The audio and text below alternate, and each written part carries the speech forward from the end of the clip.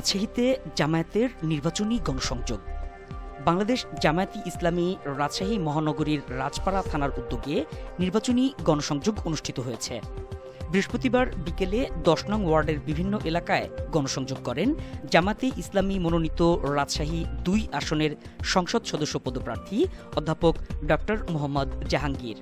এ সময় আরও উপস্থিত ছিলেন জামায়াতে ইসলামী রাজশাহী মহানগরীর বোয়ালিয়া থানা আমির ইঞ্জিনিয়ার আবু বক্কর সিদ্দিক মতি, বোয়ালিয়া থানার নায়েবে আমির আমিনুল ইসলাম, ১০ নং ওয়ার্ড জামায়াতের আমির সাজ্জাদ হোসেন, সহ সাধারণ সম্পাদক মোহাম্মদ মিলন, যুব বিভাগের সহসভাপতি রাশেদুল ইসলাম পারভেজ সহ জামায়াত, যুব ও ছাত্র শিবিরের বিপুল সংখ্যক নেতাকর্মী।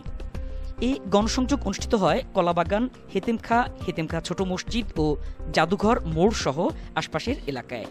এই গণসংযোগে অধ্যাপক ডক্টর মোহাম্মদ জাহাঙ্গীর বলেন, আমরা প্রচার প্রচারণা চালিয়ে জনগণের ব্যাপক সাড়া পাচ্ছি। অনেকেই বলছেন, বিভিন্ন দল তো দেখেছি, এবার জামায়াতে ইসলামীর শাসন দেখতে চাই। দেশে স্থায়ী শান্তি প্রতিষ্ঠায় আল্লাহর আইন ও সৎলোকের শাসনের কোনো বিকল্প নেই। যদি সমাজে সৎলোকেরা শাসন প্রতিষ্ঠা করতে পারে, তবে মুসলিম ও অমুসলিম সহ সবাই শান্তিতে বসবাস করতে পারবে।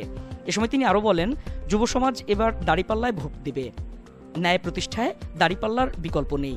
নির্বাচনে জয়লাভ করতে পারলে আমরা যুব সমাজের কর্মসংস্থান নিশ্চিত করব, একই সাথে একটি মাদকমুক্ত সমাজ গড়ে তুলব।